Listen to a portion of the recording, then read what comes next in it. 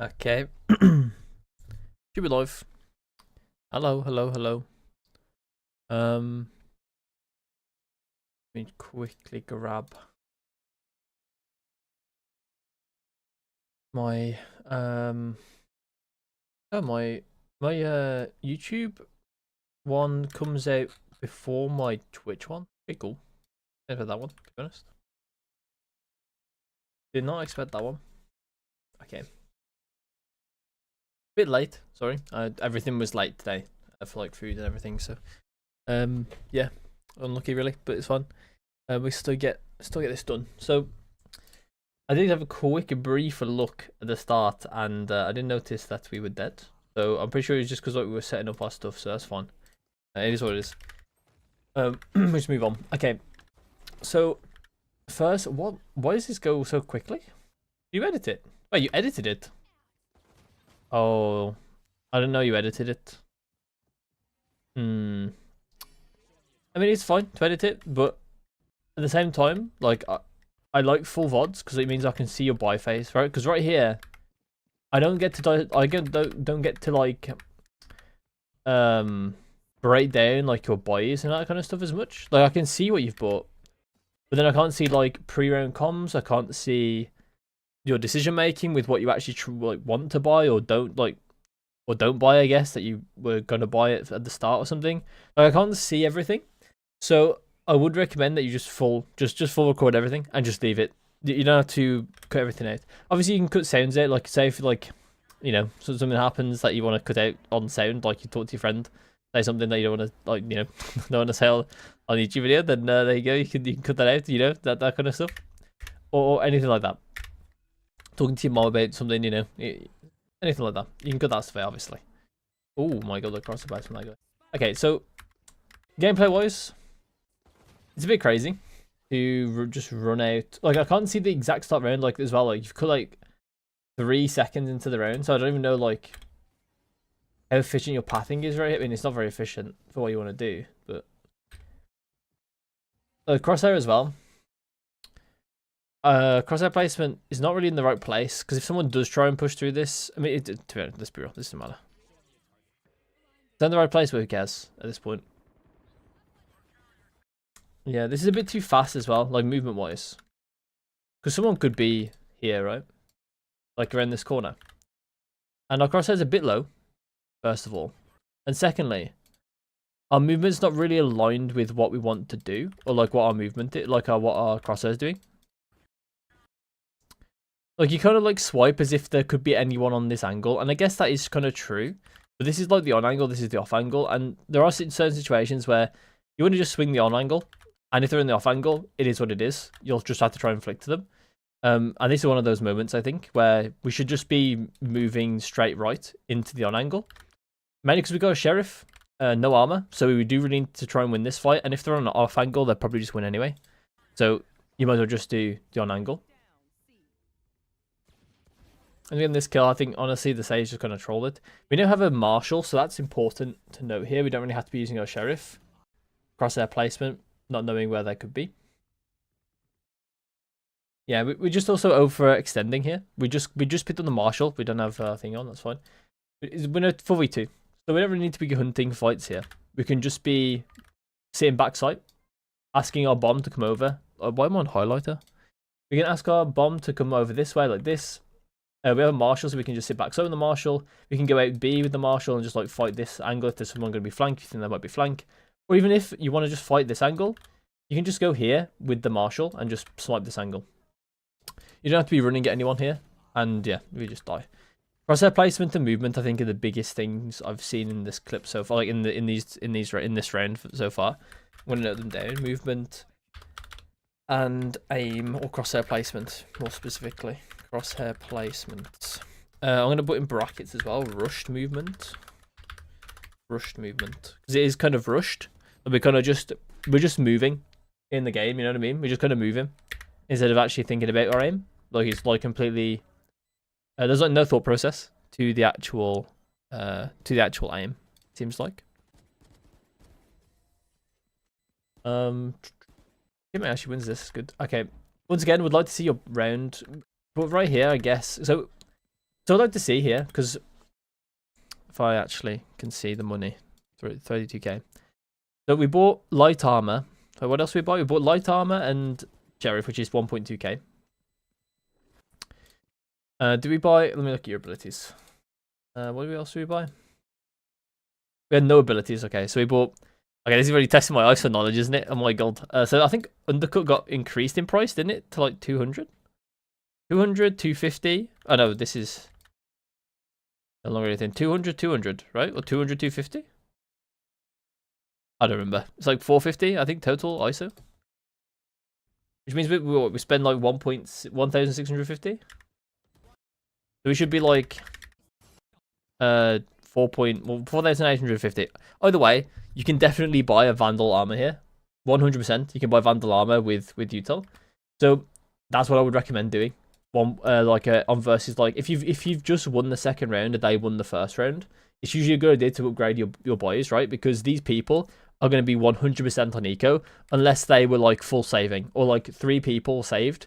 Then maybe you don't go fully. Then maybe you don't go Vandal. Maybe, especially as well, you can even go Outlaw. Outlaw's really good against, like, because most likely no one's going to have full armor on the enemy team in this situation. So Outlaw's good, Vandal's good, Phantom, obviously Phantom's good as well, like interchangeable between the Vandal and the Phantom. Once again, the Sage is just completely clueless. This guy just does not have his headset in. But the way we actually went onto site, I can't tell if I'm lagging or if the video's lagging, I'll be honest, like FPS wise. We don't clear this. We could get shot right here. We didn't clear it properly. Everything's very rushed so far. We didn't clear this properly either.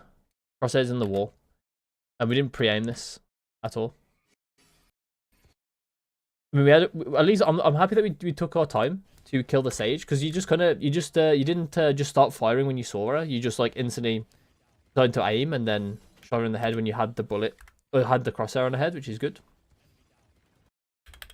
And then once again, it's just rush movement. Like, we're in a rush to go fight again. And we actually hit the shield, and then we're moving and shooting. I really recommend you have your movement graph up here, like the shooting arrow graph, sorry. Which is, it's really, really good. I recommend it a lot. Especially, I think for you as well, with how rush your movement is. I think it'd be quite a good idea to have the shooting arrow on. I think it will help a lot. Your aim seems pretty good as well. So honestly, it might help even more in that way. Because your aim seems good. And to be honest, I said that it's probably easy to find out what's the problem, because for the most part, it does feel like a movement is a lot more of the problem, and especially crosshair placement as well is not looking good. Yeah, a bit too much of a spam on the sheriff there, maybe. We can take our time a bit more. Movement as well. We didn't like, as soon as we took the shot, I think on this, if I was in this situation, after this shot, I'm moving inwards slightly, I think, and then trying to aim on his head with the next shot. Just so I don't die as easy. But to be honest, I don't think it would have mattered. Especially because I think you got decayed at the same time. I don't think it would have mattered. Yeah, it wouldn't have mattered. You were probably dead. Very unfortunate that your clove decided to decay you for 74 damage. That's very unfortunate. Okay, once again, didn't see the buy. That's a bit unfortunate. But I like the buy more. I like the buy more than before. How much money do you have? 2.3k left. We skipped the angle, so we're doing a lot of skipping angles. To be honest, like, we're in a rush to just get where we're going, and we're skipping angles. Because right here, like, these two angles exist, right? And honestly, if Sage was better, you'd be dead in this angle. So you went straight to this angle and didn't go on this angle, didn't look at this angle. And you also then skipped this angle. So there could have been someone there. Obviously, Sage was there, so there wasn't going to be anyone there, really, but could have been here as well. Also, didn't even check at any close corners either. Could have been someone here that was baiting, that had the Sage baiting for them, potentially, as well. Use our shield quite late overall, but at the same time, I'm okay with it. That was actually good aim. The crosshair placement isn't there. Like, one of the biggest things about crosshair placement is identifying where the threat is coming from. Oh, a chat rate. Movement graph. Oh, sorry, I mean shooting graph.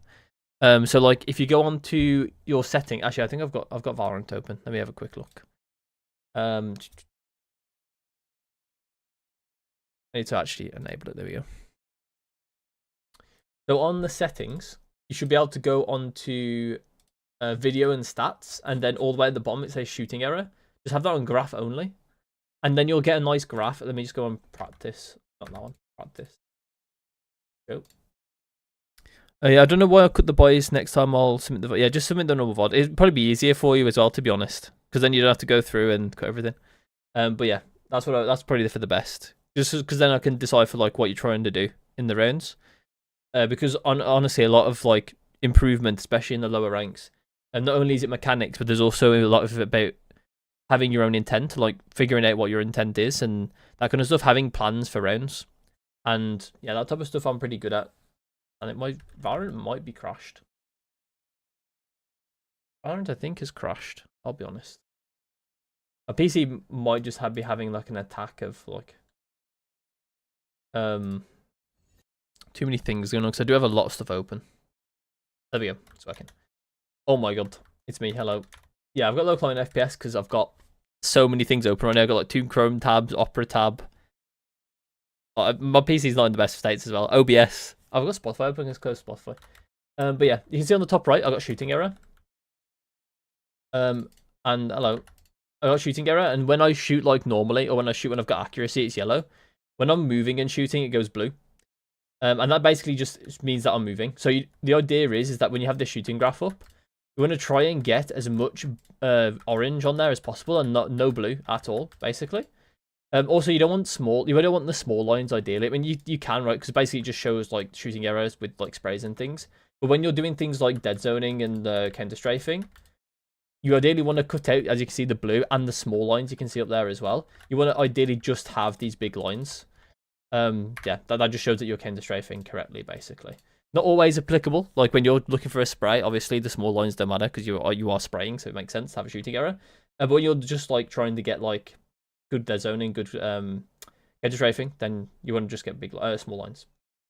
Oh my god, I have so many tabs like open for my alt tab, by the way, just because I think it's Epic Pen has my 3 displays, so it's like, oh my god, my poor PC working overtime right now.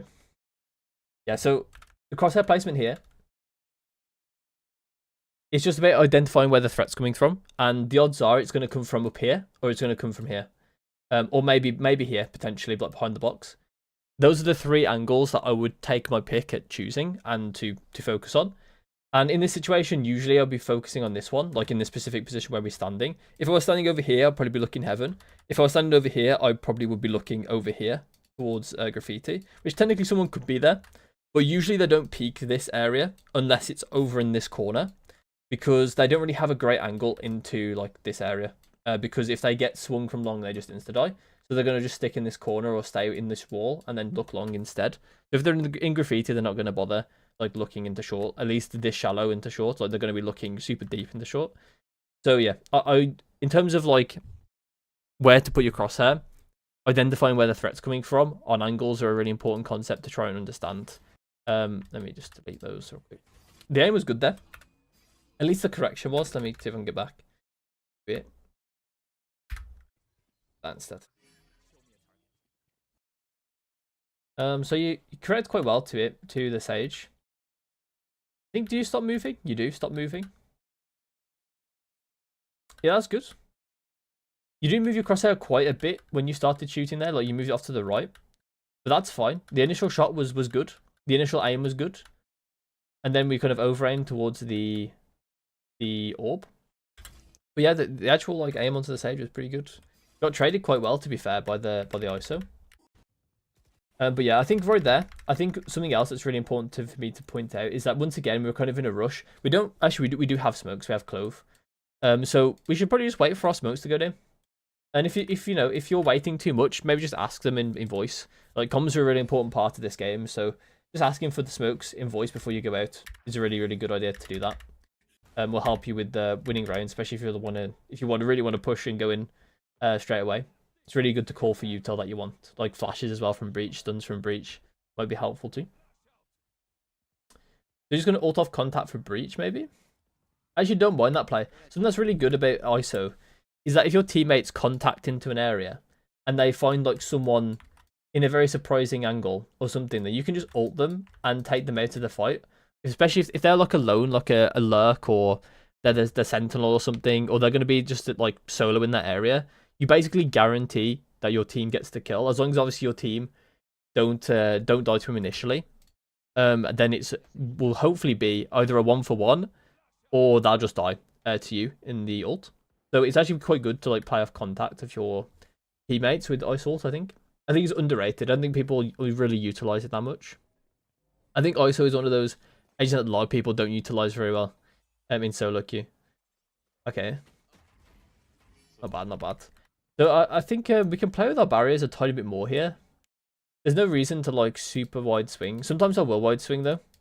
And to be honest, I think again when you're against pistols, they're going to be trying to move around a lot. And in my opinion, against pistols, you can afford to just be stationary and get the aim correct because they're going to be moving more than you.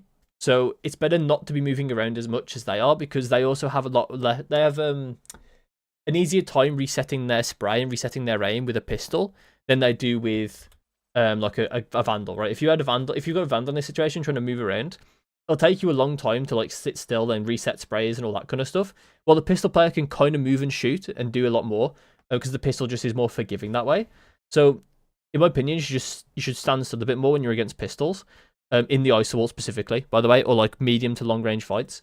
Not at close range. Close range, you still want to be moving. You want to be moving a lot in close range with pistols, or just in general, really, because the bullets are going to go somewhere, and usually it's into the enemy if you're aiming in their general direction in like point blank range.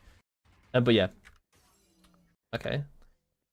Kind of unlucky we lost our shield to the Sova there, but aside from that as well, for the iso ult. Once again, you kind of took your time, which is good. Like you waited for your crosshair to be on the sage before you started shooting, and that's a really good habit to have. That's good. We don't want to lose that. Breaking the wall is fine. It's just additional pressure, basically. We also kind of bait the Sova coming out into our Reyna, which is quite good. Just kind of a byproduct of what we were doing. So they think it's B right now. So this is a really good prime time to... Oh, this is prime time to rotate, I would say. Somewhere else, probably A, because Sky is sending it up A. Yeah, so we're just kind of fighting. Once again, it's like a 3v4 or 4v3, sorry, 4v3, like numbers advantage we have. And on Haven's a map that's really attack sided and like rotation heavy because the defending side have a long way to rotate between the two sites, and that usually benefits the attackers more than it benefits the defenders when the map is big. It means that you can rotate early on, and then they have to react to your rotation. So their reaction is going to make it so they're super slow in actually rotating and helping their team on the other side. So rotations are really good on Haven, basically. Long story short, really good on Haven to do. And we kind of just give them a free kill. This is kind of untradeable, right? Who was going to? I mean, I guess maybe Reyna could have. Maybe no, probably not. Probably not. Like she was like already trying to rotate. I think we should have just rotated. Fine. We end up winning this. Yeah, because the hard thing is that if you want to take that fight, you do have to get traded somehow, and it was kind of hard for your team to peek at the same angle into you because of how long range the angle was and how thin the angle was. It was going to be quite difficult to trade. So just bear in mind, like you want, if you're looking for a fight, try and be tradable as well. Ideally, would be nice.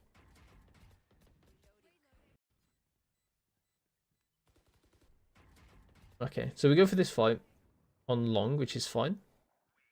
I would have popped if I'm going for a fight on ISO. I'm basically always popping this. If I know that I'm going for a fight, I'm always popping my shield, a double tap. If I know I need it, especially like if I'm against pistols, there's a chance I won't bother because long range pistol probably won't kill me unless it's a sheriff. But then again, like if they're taking that fight, they have some understanding that the sheriff, they have some understanding that their pistol might suck against me, so they probably won't actually go for that fight, and they'll only go for that fight with the sheriff anyway. So most of the time, I am just popping double tap unless I have pro information about what gun they're using. So we just don't check the box. She's on the box. Wait, she's actually on super deep on the box. That's crazy.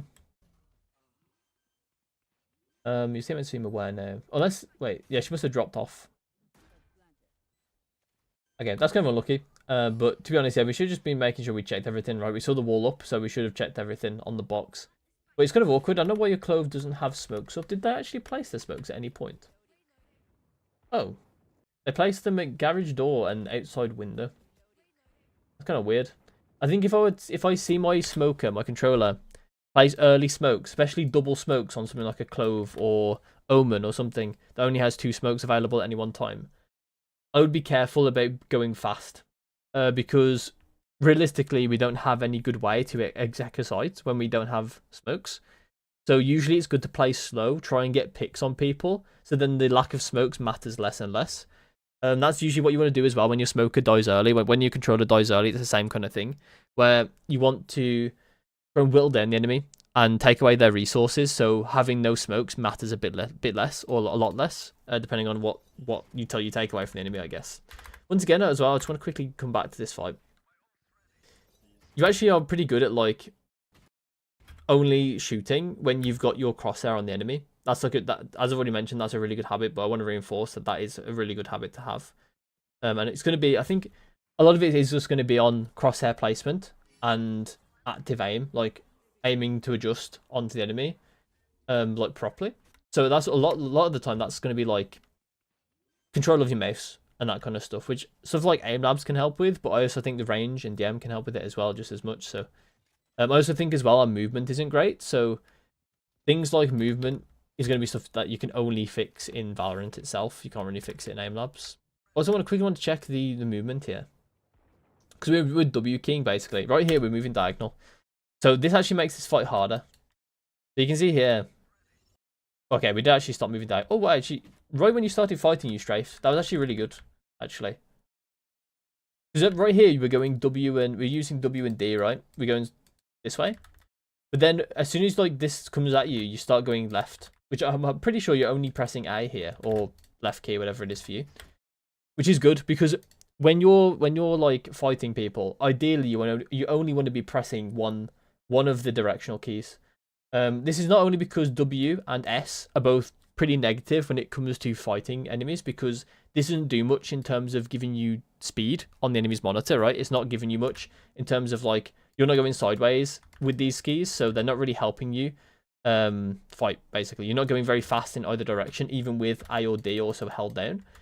So it's not really helping that much. On top of that as well, if you're holding down A and W or A and S or whatever at the same time, you also then have to be able to lift both your fingers off on these keys near the same time, and that doesn't always happen, right? It's very hard to lift off these 2 fingers at like a good enough time for hand-eye coordination to actually shoot correctly, right? Or to shoot without having error. So yeah, it's a good. It was good that you actually did go strafe there.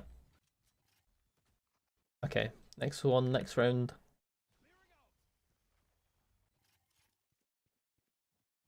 Okay, so we'd left the bomb in base, but that's not really our problem, to be honest.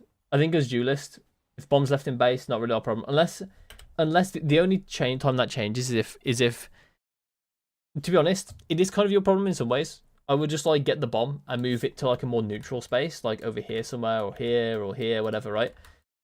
Or as well, if you're a duelist as well, there are also times where you want the bomb. When you're close to ult, it's an orb, right? So potentially planting is a good thing for you. If you're playing something like Yoru or Chamber, which I'm going to count as a duelist in this situation, I guess, you can plant and then TP away. So things like that are also quite important to know. Jet as well can TP, or not TP, can dash away after planting, or dash onto site to plant, or something like that. So there are times where you want to do that as duelist. These aren't one of those times, to be fair. Maybe, arguably, you can get an orb and then plant and you're one off. That could also work. Take a fight with your double tap and then you have ult. It's not really, I don't think you really need to do that though, especially because double tap is good in certain situations. Oh, you just saw someone. It's good on certain situations in post plant, but not always. So it's not really that big of a priority for you, I don't think. Also here, we do see someone supposedly. Wait, we saw someone there. I did not see them physically, by the way. Wait, that's a bug? Is it a bug? Oh no, wait, we saw them there. Oh my, wait. Did she shoot at us? It was right before the ball popped, so I don't think we heard the shots. And if we did hear the shots... Well, I'm not sure if they even shot. They didn't look like they even shot there. Yeah, we did see them. I don't expect you to see that, though, because you're focused on what's going on in front of you. So looking at the minimap is just... It's not going to happen. You've got your gun out, you're expecting a fight, so you're not going to be looking at the minimap here. So that's something that you wouldn't have noticed. It makes sense. You wouldn't have noticed that. You're already looking at this angle. I wouldn't have noticed that either. I would have been looking at my angles. Okay, that's good composure. Okay, that's really good composure. So you just like ignored the Astra because you knew that you were going to swing past their angle. And so you could take a fight on the person over here. You didn't really know they were here though, so it's kind of weird, but at the same time, works out. Your aim isn't bad when you're actually... Like, especially, I think the thing that obviously, I've already talked about it, so I won't talk about it too much. The thing that stands out the most is when you're like... You do take your time to shoot. Like, you are composed when you're fighting, which is really good. You're very calm and collected in those situations, or at least you're more calm and collected than I would expect at Silver, which is great. And then it makes things a lot easier. That was good aim as well. On the orb anyway. You're a bit off technically there, but I think it was kind of like part of the spray that hit her. Yeah, it was. Part of the spray that hit her. But the actual orb. Pretty good aim. The orb. We do okay, here is where we've like done a reaction shot because we're not sure where this over is going to be. But I think this is actually more of a movement problem. Actually, to be fair, we didn't know this guy was here, did we? Let me go back. We did. Okay, so we could have been ready for this. So yeah, it is definitely more of a movement problem. So right here, you're moving W. You're pressing W right here. W and S. Or W and D, sorry. You're pressing right here. So we're going diagonal. What really should have happened here, you should be trying to clear these like angles, back angles over here by strafing with just D. Just going right. And that would have made it harder for the Sova to shoot you on his screen. Obviously, he did go more into the left side, so we wouldn't have maybe even spotted him. And then we would have still had to do a reaction shot. But the actual movement would have been still harder for these two angles to react to. So yeah, and obviously like it didn't make it it would have been still more difficult if we had done this type of swing instead of the swing we did, which is kind of like going around the box a bit. But yeah. And then we kind of did a reaction shot and missed because he crouched. It was a good crouch by the Sova, to be fair. And it was a good try as well. But I do think that's just a weakness in the movement, I think. Once again. Oh my god, we start in the ice ult. We got ice ulted. Okay. Okay, that's really weird that the ISO didn't have his shield up. That's crazy. Yeah.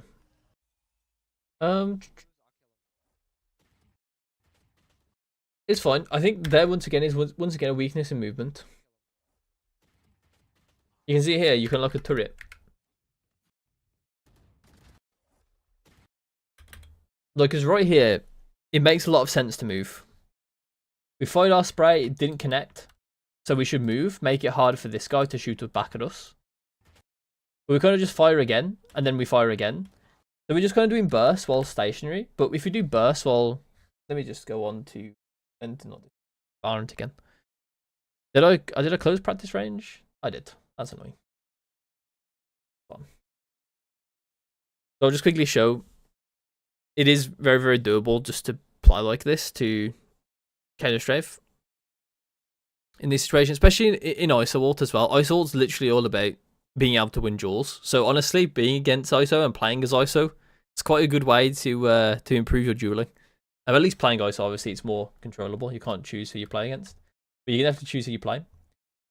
My game is just really laggy. Okay, so obviously, like, I'm not gonna do it perfectly, but this is what you're kind of after, right? Because what you're doing, you were just standing still and shooting at the guy.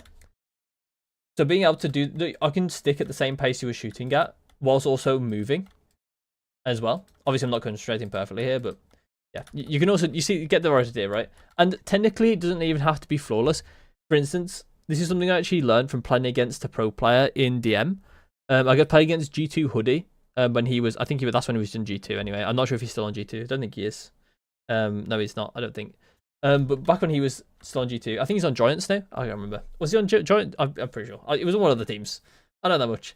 Maybe he was on G2. Maybe he was on Giants. I can't remember. But something I learned from him in DM is that he would burst or spray, but then basically every single time I fought him, his last bullet in his strafe would be inaccurate. And I'm not saying that's the best way to do it, but I'm saying that he was valuing movement a lot more than the final bullet of his spray being accurate.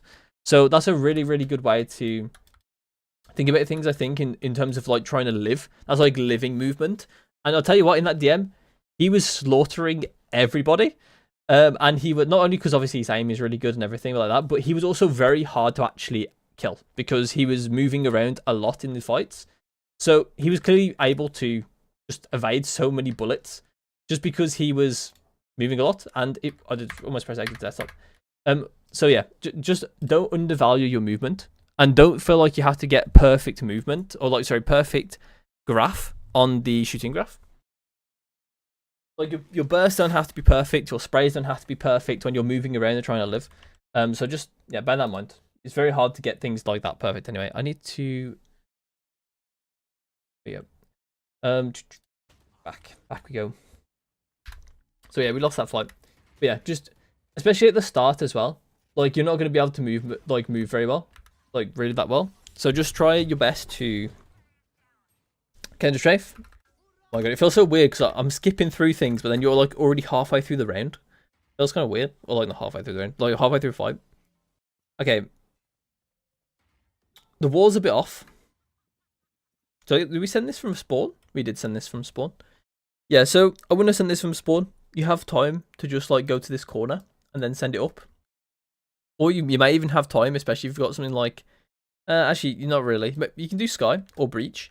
Just to like use util here. Just so you can get into Cubby to then use it. That also works. So one of those two. Either use it on the corner or use it in Cubby. Oh my god. Realistically, we probably should have died there, but... Wait, why is he ulting from so close? That was good. Why is he ulting from so close, though? Why is he ulting from there? That one, he missed everything. I wouldn't be able to hit any Sova ults like that. That's like so close. Okay. I like the fact that you run out here.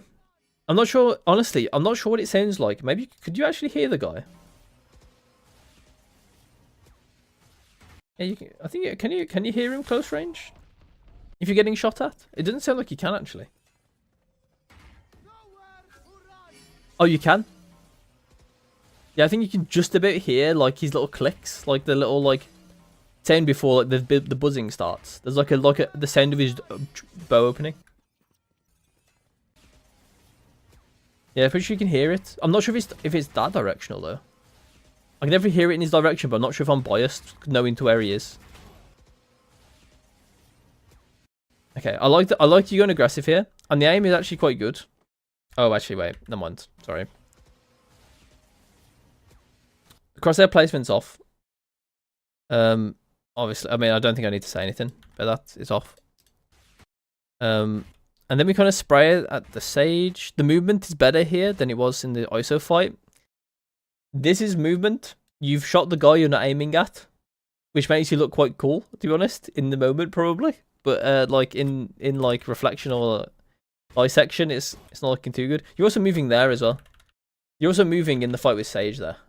Pretty sure. Or maybe not. It's quite close though.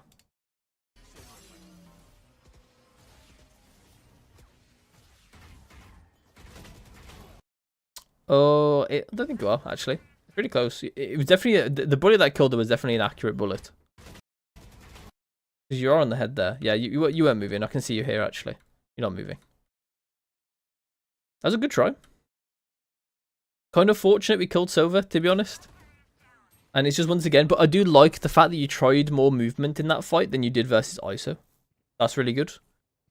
Just like cleaning that kind of stuff up would be really good. So just practicing counter strafing. I think we already have like the cipher trip, like exercise drill thing. Honestly, would go a really long way for you, I think, because your aim is good. Your aim is good, and the way you like play it is quite good. It's just like we need to clean up some movement, clean up some crosshair placement, and your mechanics are gold. Past that, I think.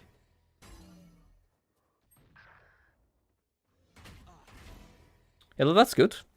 It's just that, you know, maybe we could just integrate a tiny bit more movement into it, right? Because we didn't really move very much. Like, you did move, You see here?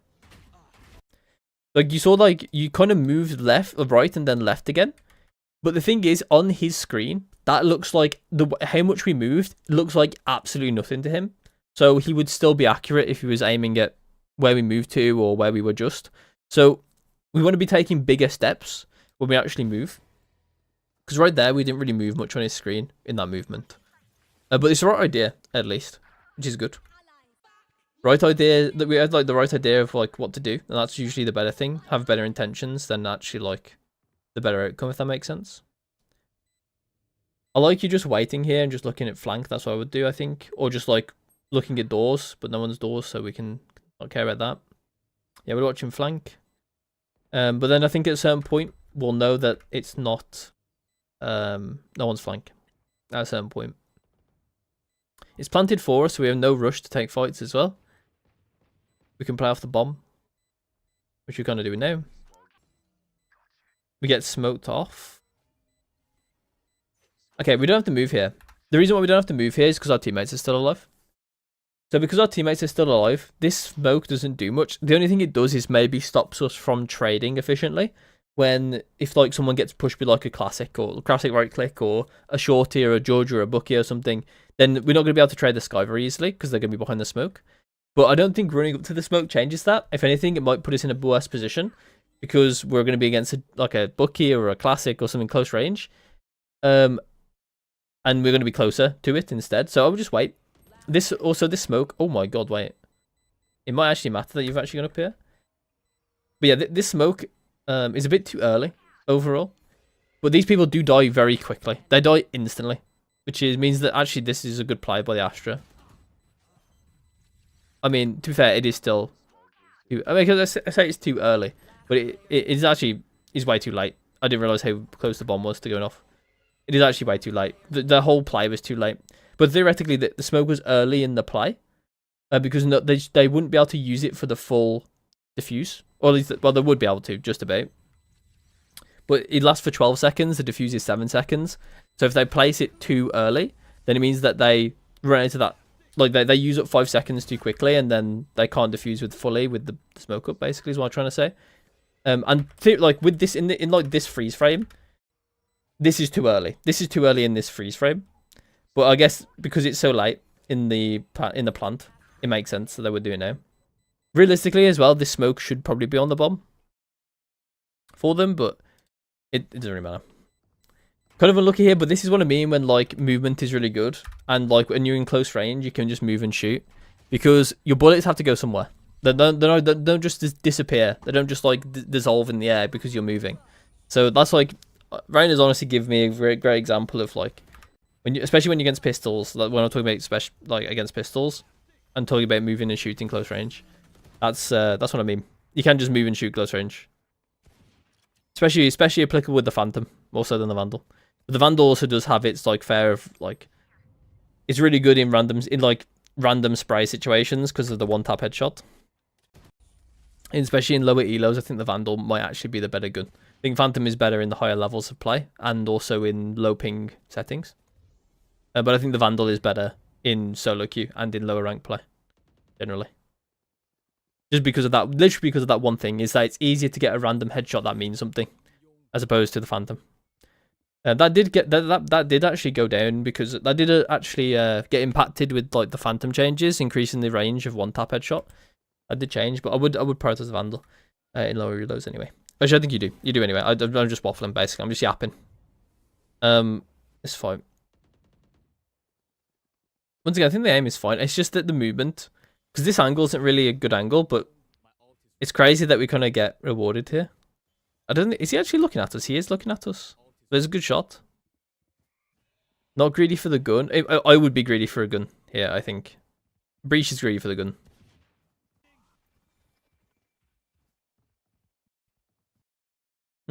Yeah. I understand that you probably just think the full sage wall is there, so I'm actually fine with this. You think that the full sage wall is there, so you don't actually peek the angle that the rain is actually on, because you just assume the wall's not broken. No one's commed it. That's fine. That's makes sense. Makes sense to me. Who did you actually grab? Was that Reyna? Was that Sage? It was Astra. I knew I wasn't thinking we were gonna grab Reyna.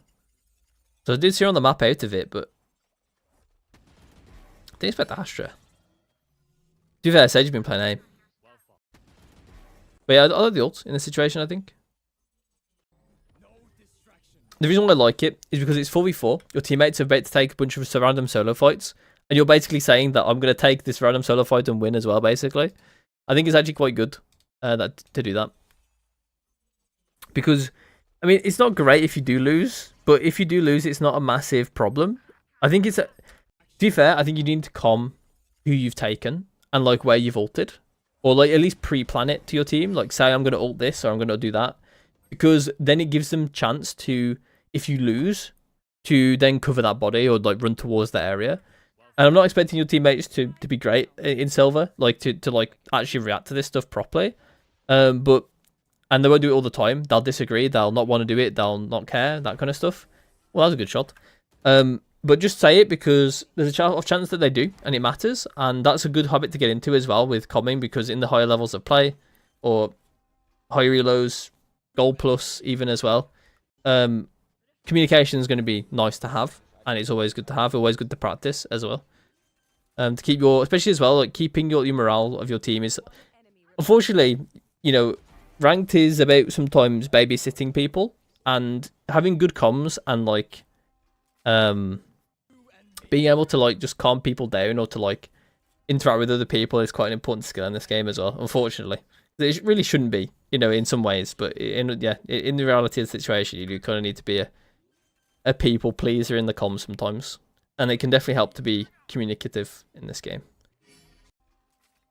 So we dodged an ISO ult. I'm not sure if you knew that was coming, but that was a good read. I can't see I literally never get to see the scoreboard, so I don't know what ults are up, and like I don't know what, like in terms of decision making, like I don't know if that was a good choice or not, because I don't know if you press tab and pressed like saw ready on the ISO ult and they were like, yeah, they're probably gonna do that. I don't know if you saw like silver ults up or something, which is not, by the way, but you know what I mean. Like I don't know what decision you're actually making. Actually, I could have checked. I could have checked actually. Yeah, ISO's ult is up there. So yeah, I could have actually known that as well. Actually, to be fair, if I was actually probably paying attention last round. Okay, I love that you dodged it, then you're going in. The shield does give away, I mean, to be fair, you are running as well, so you're kind of giving away that you're here quite a bit. You're also solo with the bomb, so I probably wouldn't advise doing this with the bomb, specifically. I'm okay with maybe you doing it solo, but I would probably take it a bit slower. Walk, don't use your shield when you're not sure if you're going to take a fight or not. Maybe you're going for this fight here, and there's just no one there. But your crosshair placement didn't really show that, right? Your crosshair placement's in this wall. Is in this wall rather than on the angle. So I imagine that you're not actually looking for this fight. And then it's now, and yeah. So I would just take this slower if you want to do this lurk, or just leave the bomb over here. I think that's what the play is. It's fine to do this lurk, I think. In these types of elos, you can just kind of do what you think is right in the game and be a bit more fluid, and like, I mean, to be fair, you should be fluid anyway. Like, it's a good skill to have throughout the whole of the elos, to just be fluid with what you're doing, where you're going. Ooh, she's still on there. He was holding that down.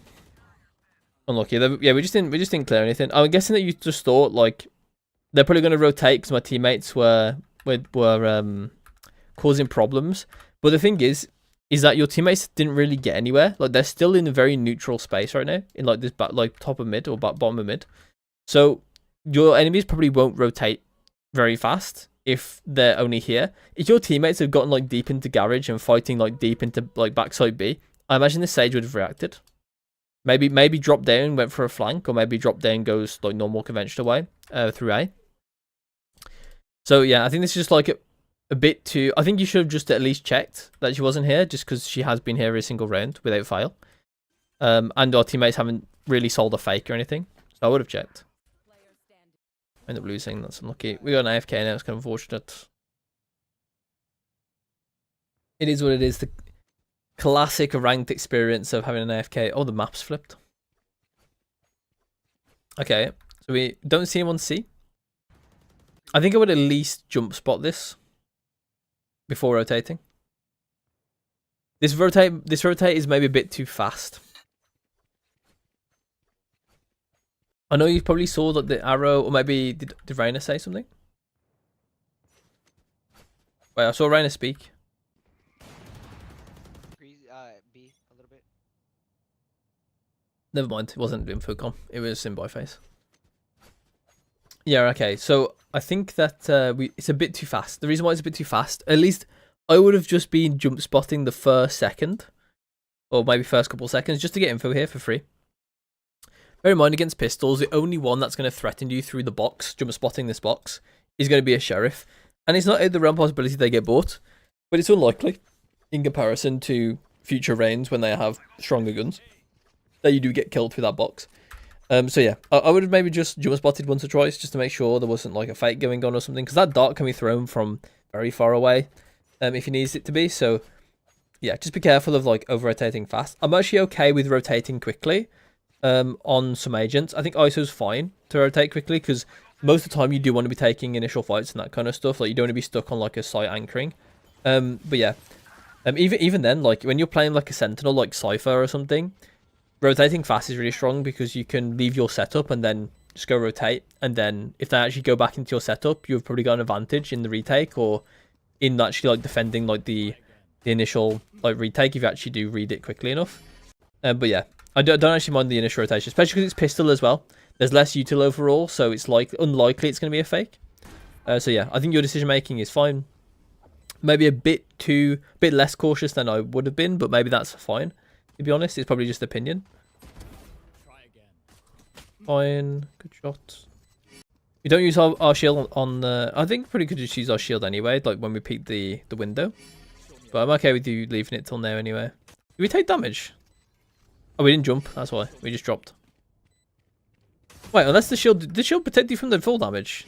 That's why you get full damage from dropping there, no? Am I tripping? Coach, by the way. I swear you meant to get full damage from even just dropping there. I'm tripping. We got kind of lucky. We kind of swiped over her head and didn't really track her very well, but we just kind of got lucky the bullet hit her, I must say. But yeah, it was a good try. Good try. The trade was good as well by the ISO. So then we're close. So something I'm gonna mention. If you want to play like a close angle like this, something that has to be taken note is what the enemy team is, right? What is the enemy team? What can they do? Sova has dart and drone, so playing these close angles can be quite difficult if you're not ready to have a plan to like counteract what he's trying to do with the drone or what he's trying to do with the dart, right? If you dart to a specific place on the wall or something, then you can maybe play around it, play in a position it doesn't quite see. The drone, you can maybe like ask for a smoke, so the drone might have to like try and check the smoke. You can ask for it like out like this, so when the drone goes into the smoke and out somewhere, like out like the front, you can be in this little pocket and then go back into the smoke when it exits, for instance. That's a way that you can like dodge the drone. And there's a couple ways you can do it, but you have to have a way to dodge the drone in that circumstance. And it's not always Sova as well. Sometimes it's Teo, sometimes it's Sky to dodge the bird, dodge the dog as well. So good, bear in mind that if you want to play those close angles, you can't just do it like this, right? Especially as well, this angle's not very good for you. The reason why is because you're quite close to the angle, and anyone trying to go long is probably going to be against this wall, and they're going to see you first because they're further away from this corner. So they're going to see you marginally first, and that can actually make a difference. So you want to be careful. Your crosshairs may be a bit higher as well. Put it down maybe slightly like here. But yeah. Yeah, so I do like the idea. I think here as well I would just flank. I would just flank. Well, you got to lose. You got nothing to lose. It's classic. You got classic, you got double tap. Both free. Nothing to lose. Send it flank. Honestly, not gonna lie. If I would jump spot this initially, and then I would just go flank. I would just flank insta. Full running as well. I wouldn't care, because people don't default on the second round in ranked very often. So for me, I will just jump spot this, run flank, and most of the time I get a really insane timing because no one spots me. So that's really also important against the enemy team here. No sentinel. Or at least the Sentinel is Sage, so there's no anti-flank. So flanking is really strong against their team. They have very little map control overall as well. Like, they have, like, ISO Astrus over, really, for map control. Which isn't really the strongest of characters to be doing that, especially by themselves, like, individually. So, because they don't really provide certain things you want, like passive anti-flank. And they also don't provide, like default smokes are fine for Astra, but they last a, like, very, very small amount of time. So, they're not great compared to, like, Omen or Brimstone. Yeah, we just end up almost getting the trade there. That's a good try. Good try, good try. Next we got a Guardian, so we can't afford the... Why can't we get a Vandal? This is where I need the buy phase. Well, we got 3k. We got 3k. We should be able to buy next phase, no? Next round. We say how much we saving? 2.8k. We almost saved enough to buy a Vandal, as well as the Guardian. This is the Guardian. This is a Vandal. You should buy Vandal or Phantom here. The only time you don't buy Vandal or Phantom on this round is when you think an Outlaw will be more effective. So you're in like a long angle that can punish someone with having light armor. That's when you go like Outlaw, basically. Or if you want to play something like a Judge and you have an agent that can utilize the Judge, or you can get into a close angle. They don't have any Sova-esque agents that can flush you out and util you out of a close area. That's when you go... that's when you don't go Vandal or Phantom. Maybe Operator as well if you're an agent for it as well. You can probably go Operator there. I wouldn't do it versus bonus usually. Usually it's Outlaw anyway. But yeah. And once again, we can utilize more movement. We probably would have lived longer. Maybe got 2. Obviously, our aim wasn't too great either there. But, I mean, it's understandable. The Sage kind of jumped and then... Yeah, we should just definitely be aiming more. That like moving there. Like, you can see the Sage. She's being hard. She's hard to shoot here. Because her movement is everywhere. She's constantly moving. Like, you can see, like, she's moving this way initially. She sees you. She goes close corner, like close wall, and then she jumps, which is, you know, I wouldn't say that. I don't think the jump is really that good, but you know, whatever. The jump actually makes her easier to shoot, realistically. But then she comes back out,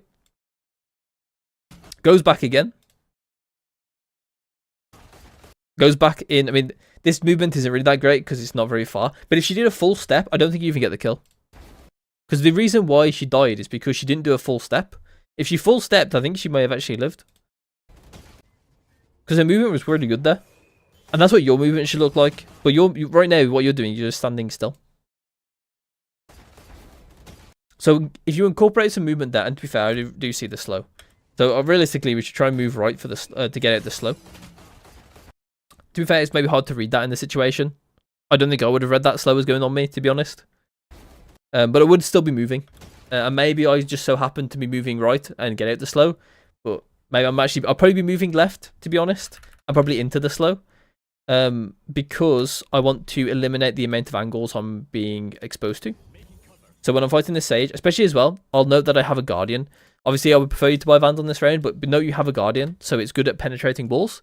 So you're against this corner. So this corner here is your friend. Bear in mind as well, they're also on like a bonus buy, so they're more likely to have low penetration weapons. So this corner is actually your friend. You can spam through this in a much more effective way than Sage can spam through it. So not only would be tightening up the angle and getting rid of like all these back angles over here, you'll also be able to like shoot through the wall.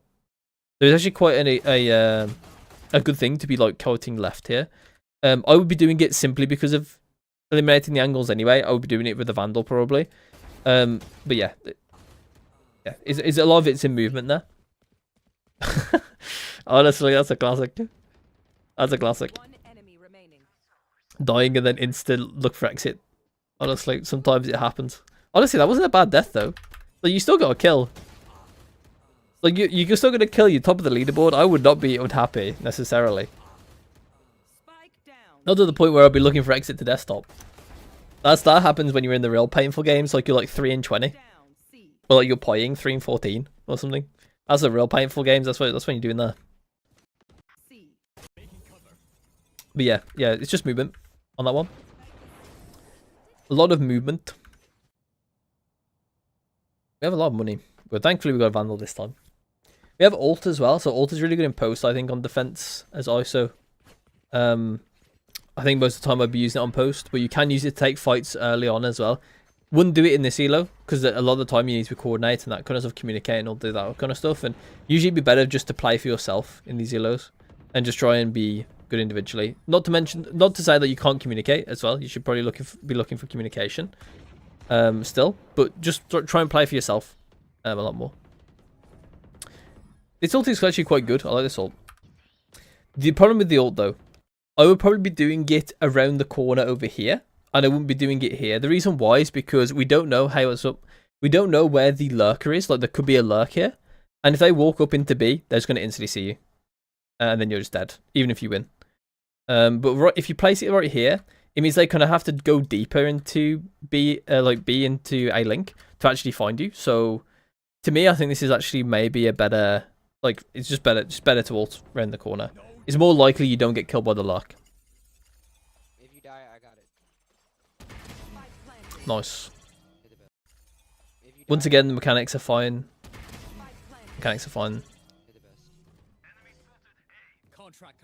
Yeah, you also have a longer run to use the double tap up, which isn't great either.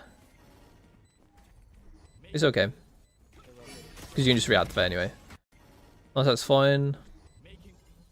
I think I can excuse the no movement there because she's stunned. But if she's not stunned, I think you got to move more there. We kind of ignored the left angle, but it's fine. She kind of didn't kill you because of the shield. The movement here isn't great, along with our crosshair placement. So if we go back, crosshair shouldn't be in the wall. We don't know where this guy is, so crosshair should probably be along this wall here, ready to take a fight along this wall. Maybe then you can then swing the close wall in like a just like straight going left, right? Because right now what we're doing here is we're just pressing W, which makes it easier for them to kill us, right? Right here we're pressing W and A, right? W plus A, we're going diagonal. And diagonal's not really that good for the reasons I've already mentioned, right? We have to take 2 fingers off the keyboard to then stop fully, so that can be harder to do. And on top of that as well, W and A, like moving diagonally, is slower on the enemy screen in comparison to moving left and right. So going like full right here, just going a tiny bit towards the middle of this walkway and then moving left is probably more efficient than moving diagonally across the wall. Just because even though we do give up a tiny bit of like space away from this corner, meaning that we may be seen first, we get a way faster movement, so then we don't actually die as easy to the Sova. Because we're faster on your screen, basically. Yeah, crosshair placement as well. Like I'm fine. Like the thing is like it's kind of in between the 2 areas we have to be looking at. This the crosshair placement. We're like in between the head height here and the head height here. So we're gonna pick one. If you think the Sova's down below, you're gonna pick that one. If you think he's up there, you're gonna pick that one, obviously. But you gotta pick one. You can't just like look. You can't like even the difference out or whatever, right? Because then you're like betting against yourself both times to win, right? You're betting against yourself both times to win if you're on this line. But if you go up here, if he's up here, you'll win every time on this one, but you'll lose maybe every time on this one. But if you guess on this one and you're correct, then you win every time on that one, right? It's the same with like when people look, they're exposed to 2 angles, you'll see that a lot of people, or like some people, will just, they'll look in between the 2 angles so they can look at both angles at once, right? They'll look here, right? Which is not very good, because you should be, because if they do peek either one, it's like a 50% chance you'll beat them every time, right? A 50% chance you'll beat them, right? When if you just put your crosshair on either one, it turns to 100% chance you'll win, right? Or maybe not, obviously not 100% chance, but it'd be like higher, right? It'd be 80% chance. So you want to be looking, and this game is obviously like a game of scenarios and percentages and that kind of stuff.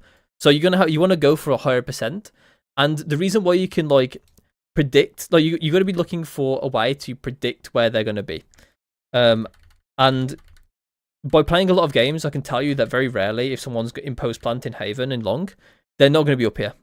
There's very, very certain times they'll be up there, and it's usually very, very situational that they've rotated from short, they've rotated from other part of the map. Like, it's super situational they're ever going to be up there. So most of the time when I clear this, I'm always looking at this level of head rather than this level. And if someone does happen to be there, it's very rare it happens. So if I do get beaten from some up there, I'm like, okay, that's unlucky. You know, he beat me in the better, in like the more unlikely situation. It is what it is. We move on to next time. I'll still do this. 80% chance I'll beat the person over here. It's all good, right? This is the more likely place. So therefore, I'm okay with just aiming there every time. This should be the win. Oh, I didn't expect that. Wait, why blind? A good ace, by the way. Nice ace. I mean, actually, I forgot to look at the actual aim of Sova. That's fine. Your adjustments are fine.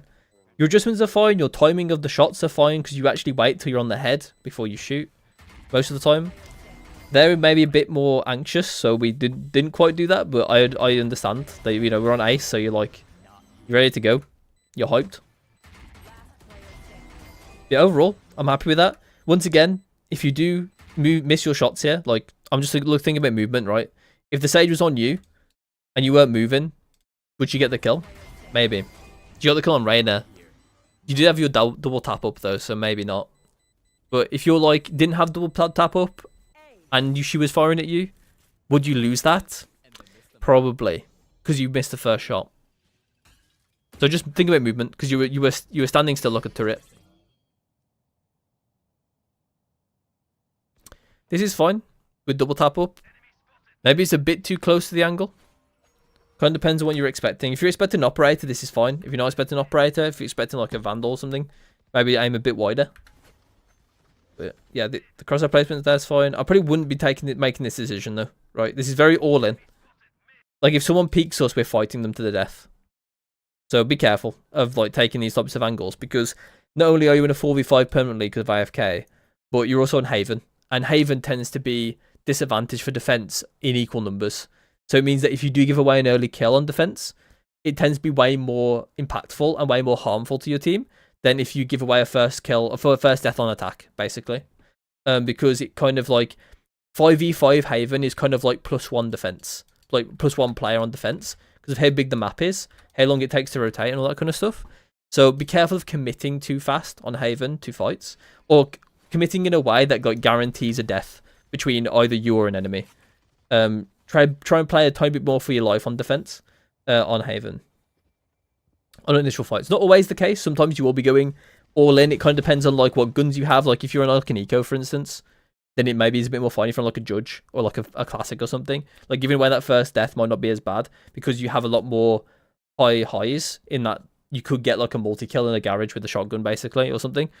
That kind of stuff.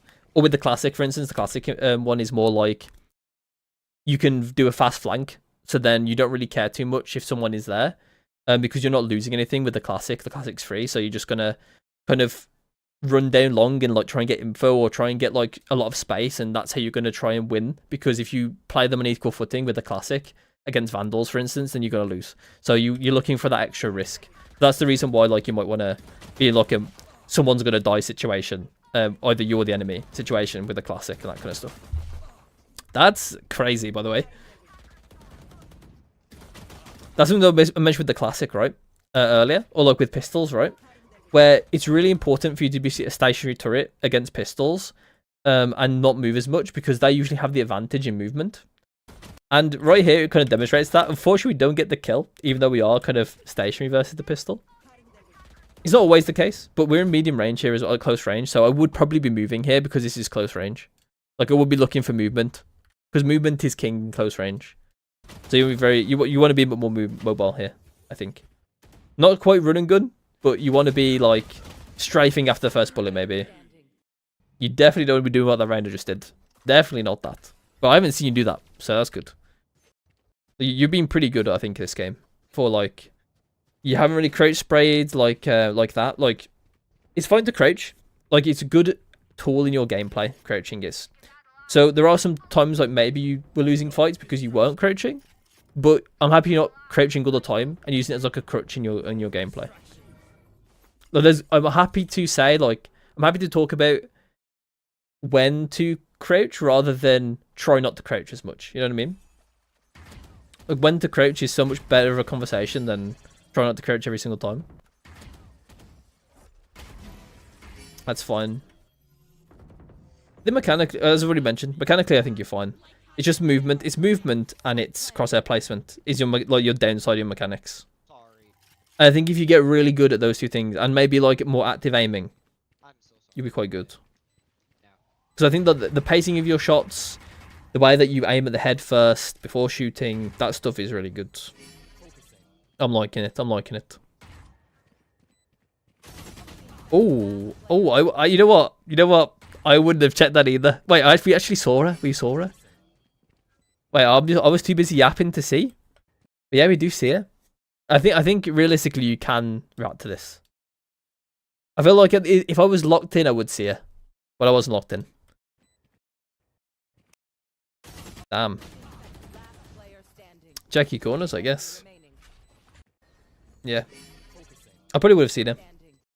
Realistically. But yeah, I can't say I blame you though, because I didn't notice it when I was yapping, so fair enough. Does Breach win this? He doesn't. Same angle again as last time.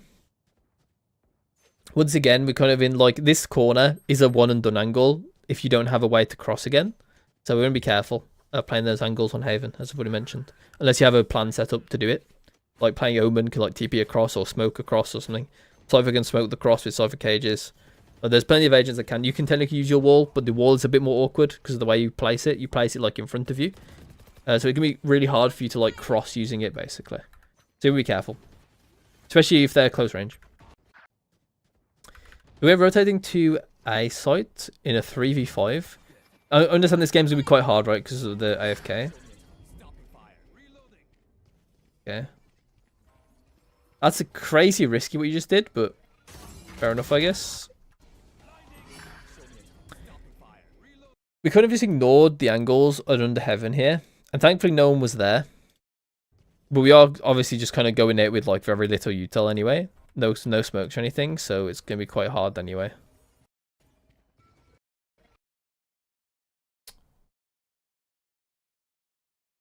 Yeah, so we reacted here, right? We saw the Reyna and then we reacted.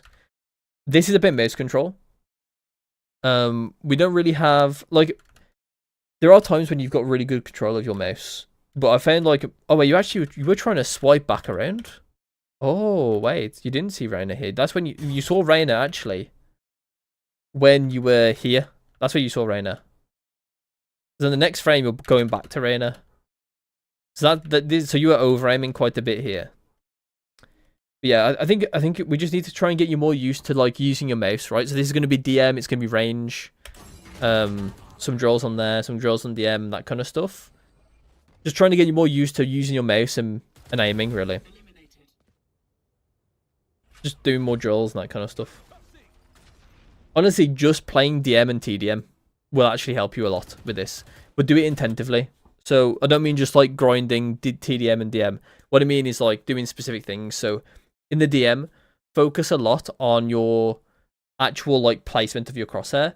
And then in fights, focus on where you're actually moving your crosshair to initially in the fights. This is also help in range. So like in range, like when we're doing like, I should show you with like the drills, right? I do an over-aim drill, but I actually don't think I don't think actually you need this one. You need the over-aim drill. It's helpful to know, so I will still say it, but I don't think you need it necessarily. Because you are over-aiming a lot anyway. I mean, actually, it might help in that situation to micro-adjust, actually. So yeah, actually, maybe it will help. Because if you over-aim, it might help you to incorporate your movement into your aim. Because it will help you fix your... Like, it will help you with the over-aiming you have. But it might be problematic in that it might give you the habit of over-aiming all the time.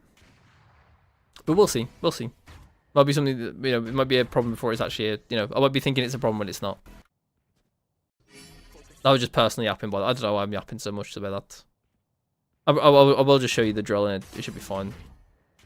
Yeah, this is what I'm saying as well. You were kind of lucky to get this, well, I mean, lucky necessarily.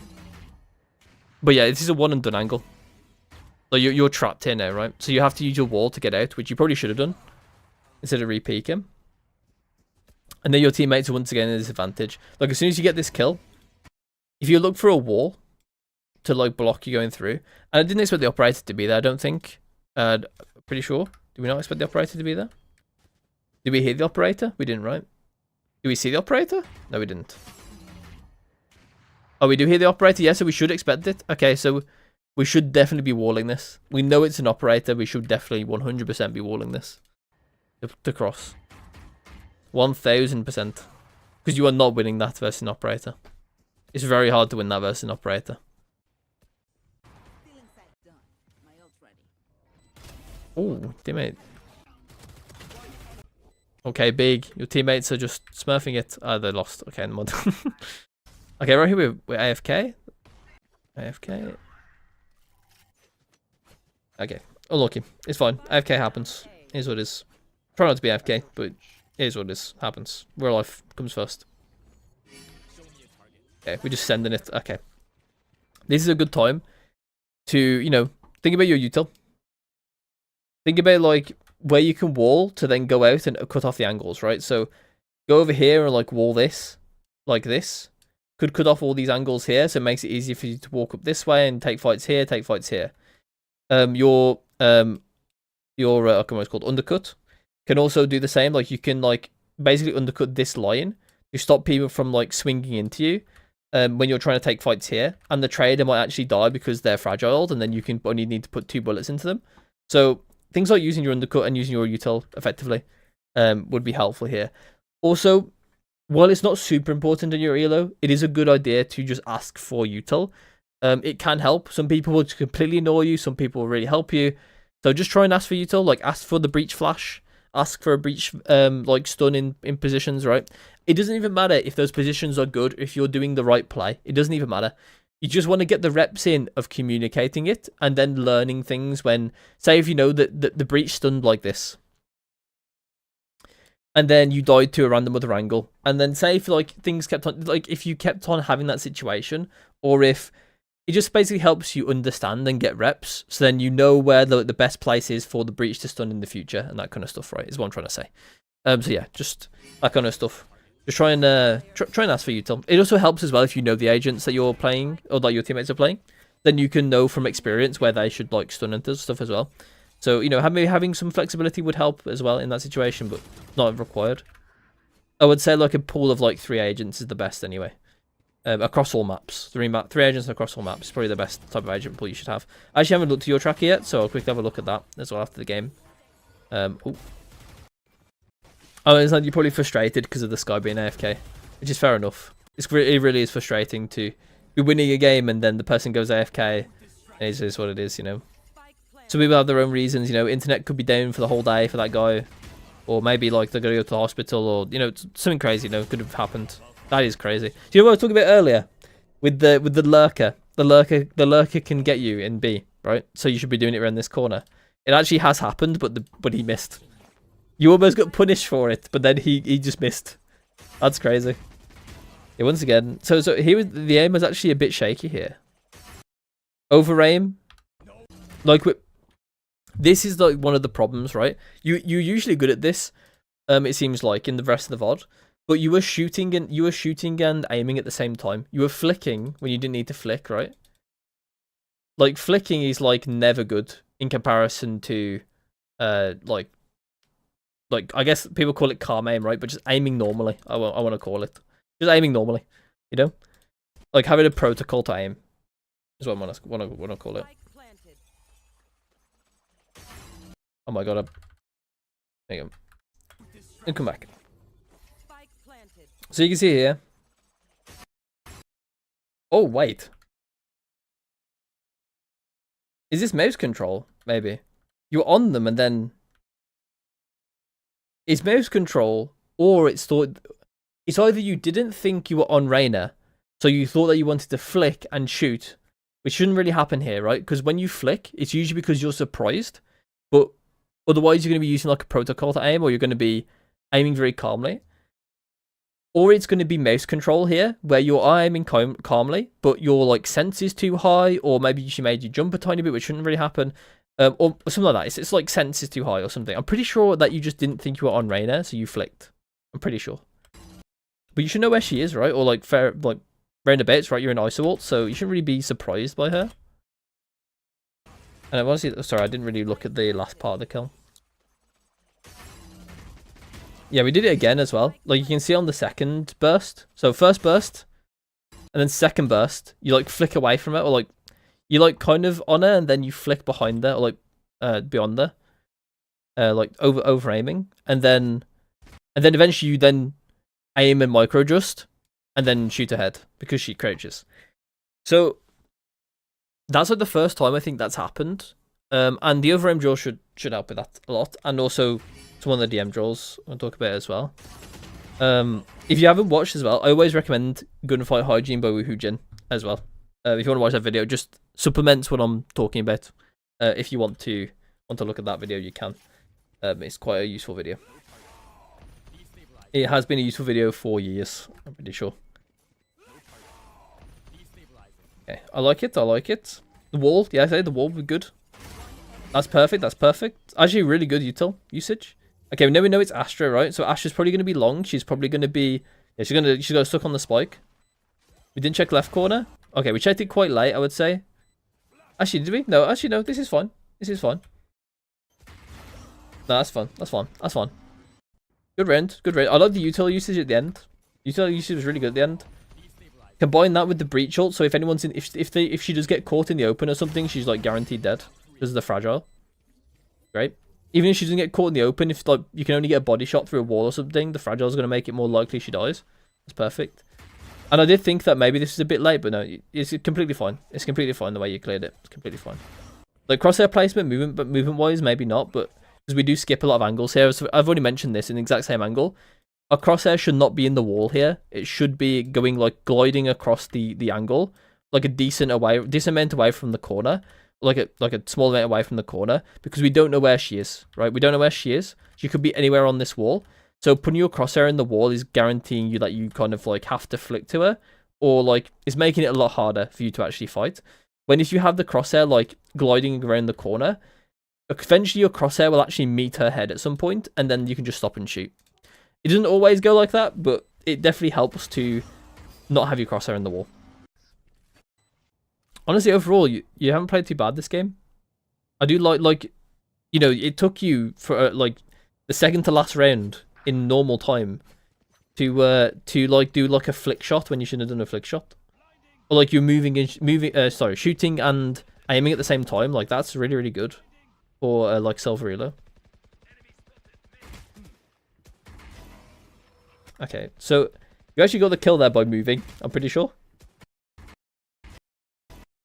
Is it moving or is it spray? That spray is wild though. That kill there. Why is the spray going so far right?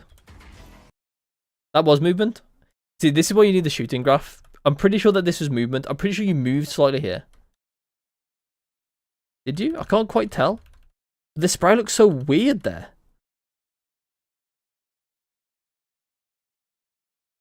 What bullet killed it? Did this bullet kill her? It goes there. So that bullet kills, but I don't see the tracer. Why don't I see the tracer? Am I just blind? Okay, that one there. That one there. She then dies. She dies to that bullet, but it's lagging, I think. She dies here. I think that's right. But it looks so weird. I can't tell if you're moving or not. I think you just need to put shooting error on so that I can guarantee it, but yeah, I don't know. It looks really weird here. Either way, something's going wrong here. A tiny bit. I think it is just like taking your time to shoot before you're on the crosshair. Like, take your time to shoot when you have the crosshair on the head. Because right here, you do it again, right? Or so you did it again like you did in the Reina one, but slightly different. You didn't move the crosshair at all. And you just shot before you actually aimed. And then you aimed again. That's kind of what you did there.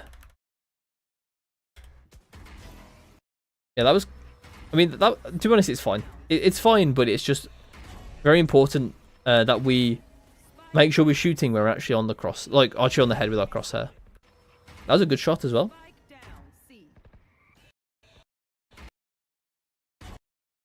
It was a bit off, and I think you got the kill either moving or spraying.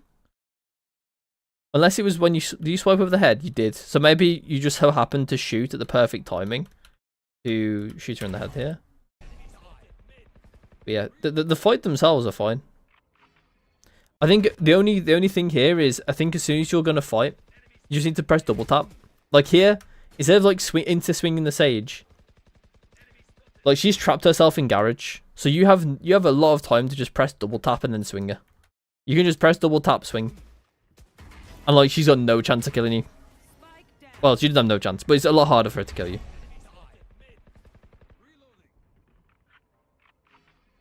You have bomb, would love to hear like comms like, you know, I've got bomb in the garage. Maybe would impact the players of your teammates a bit.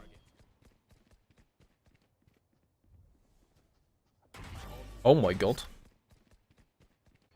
So you give it the bomb and go run C.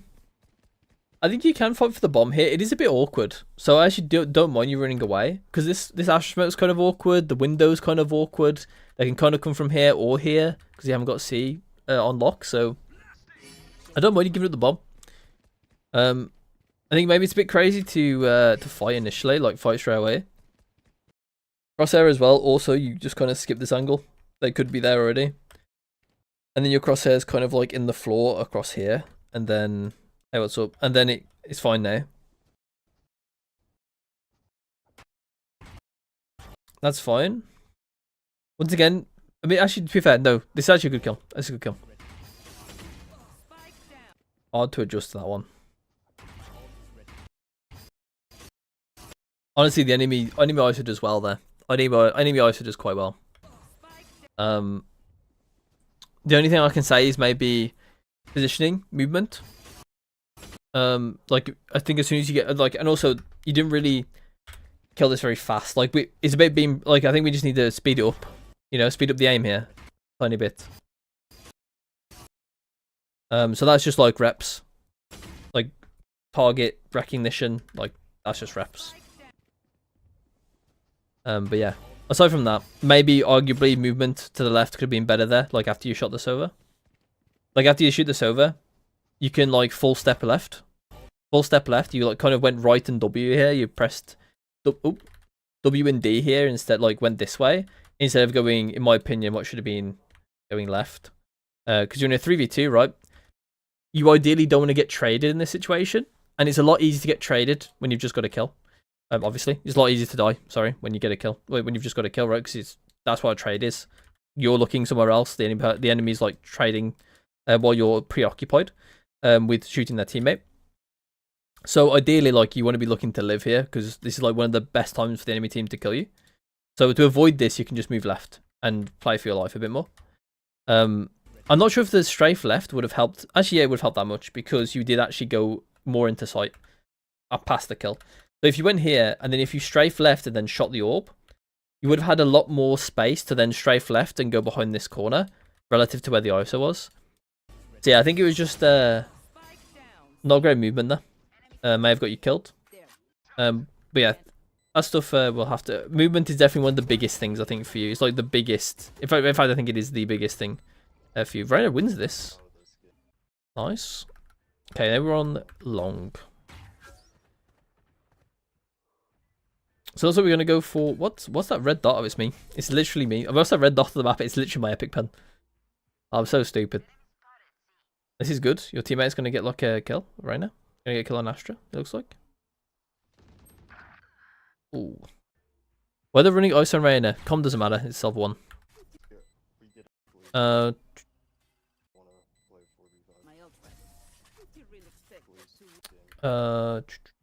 Yeah, I was trying to think, like, can we do more here? I mean, probably.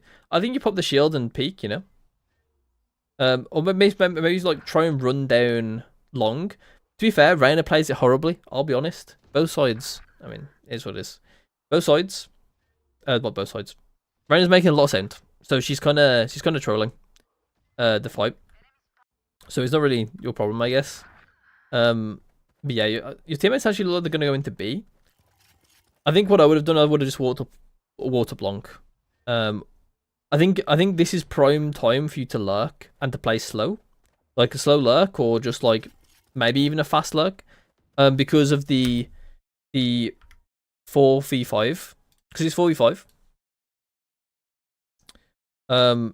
You want to be like playing slow, looking for a play instead of like executing. And I'm happy that we didn't just insta execute. But yeah, I would have probably just walked up long here. Especially because as well, they don't have a sentinel, like a true sentinel, right? They have Sage. So as long, and we also know from playing defense a lot, sorry, from playing attack in the previous half, in the first half. We know that she's usually playing A, and she's usually on top of her wall on short. So we can use that information and say that the only sentinel in the enemy team is going to play A. So a lurk C might be quite strong, or maybe we can even lurk A and punish the Sage because she doesn't have any she doesn't have any passive information tools, right? She doesn't have a trip, she doesn't have cam, she doesn't have anything like that, right?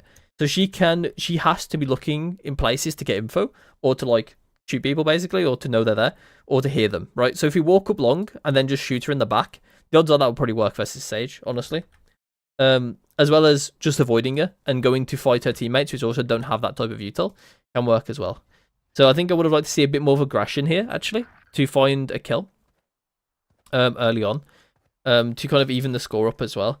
It's sort of like, I want to say it's like passive aggression, or like, it's more like you don't want to commit to anything, but you want to be aggressive enough to make the enemy make a mistake to then get a kill with it, is what you kind of want to do in this situation.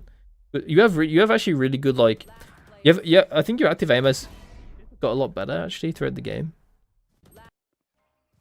That's good aim. That's perfectly fine aim, especially for Silver 1. Like, I'm happy with the aim. I'm happy with your aim for Silver 1. There's another one. Very happy with it. There are obviously things like movement, but other than that, and obviously some things that we talked about with the shooting and aiming at the same time, but that was happening very infrequently, or infrequently in this game at least. Obviously, I don't know how often it happens every game, but oh my god, there's multiple people there. So this is like movement, I guess. I understand like you're running here. You may want to be walking, but honestly, I wouldn't have guessed either. But yeah, at the very least, I think right now, like right here, we should be swinging this properly with like the D key, or like with going right this way, like looking over towards doors, right? Because this is an active angle, right? So want to swing doors correctly here by just swinging it and then looking into this angle. That's probably what the play would be here. And to be honest, I wouldn't have been ready for that, but crazy got a kill, to be honest. But yeah, it's try and peek it. Like, I think if you peek it correctly, and then if you had movement after the initial shot, you may have even killed both. I could definitely see that happening, but yeah. Yeah, just too much W key in the movement when it could have been a fight. Not the fight I was expecting, as I said, but it was still a fight. Wait, yeah, what even happened here? Your teammates popped off? 3 dead. 2v2. Okay, I actually think here... no, actually, no. No, it's fine. Actually, what you do. It's fine. I'm not sure if I like the running, though. I think I actually would be walking. Because even though they do hear you pop the shield, they also don't know where you go after popping the shield, unless you run. So you can pop the shield in this angle. And then they don't know if you're walking. They have no clue. The only thing they know is that you pop shield over here. So that you could walk over to long, you could walk short, and they wouldn't know. I understand maybe because you're on a timer for the double tap, you think you need to be in a rush. But if you walk up, you might have even kept the ISO here, because ISO probably ran away because he heard 2 of you. Maybe ideally, like, maybe it was the shield that made him run away, to be fair. So maybe you would have not got the kill here, but maybe because you were running at him, he decided to run away and rotate away. That's might be the reason. Actually, the bomb is here. Did we know that? We did know that, right? Okay, we did know that. Okay, so I'm just yapping, basically.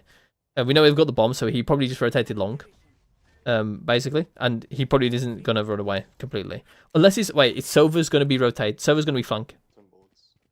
Sova's gonna be flank. I think you've kind of got the idea. Sova's gonna be flank. Okay, so wait, that was fine. Nice try, nice try. That was actually a really nice try. I like as well.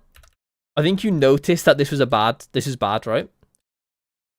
You like moved your crosshair away from the corner, because right now you can't react to this. If the Sova swings like this, you'll 100% have to move your mouse, your crosshair, to the right to then actually be on his head, because there's no way you can react in this time frame of him just stepping past the corner and that this is going to be a one tap. Like, that's not going to happen. So the crosshair being like here or here is probably fine. I think this is an on angle, so, and this is the reason why you lose, is that it's an on angle. So he's going to swing this, and he does. He doesn't swing it great, but he swings it good enough.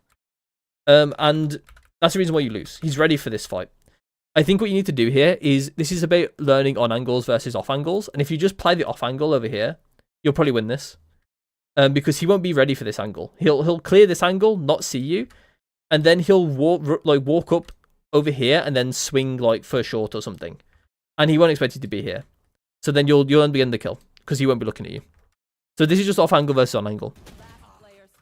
Because you know that he's going to be flanked. Like, I could tell he was going to be flanked as well over here. And I'm pretty sure that you knew it as well, because you wouldn't have been over here if you didn't think that. And I think we know that as well from the time that he went behind you in B. So we know that he's probably going to be likely flanking, because we know that he does that. So it makes sense. So we know that he's going to do this, and we just kind of give him a chance by playing the on angle.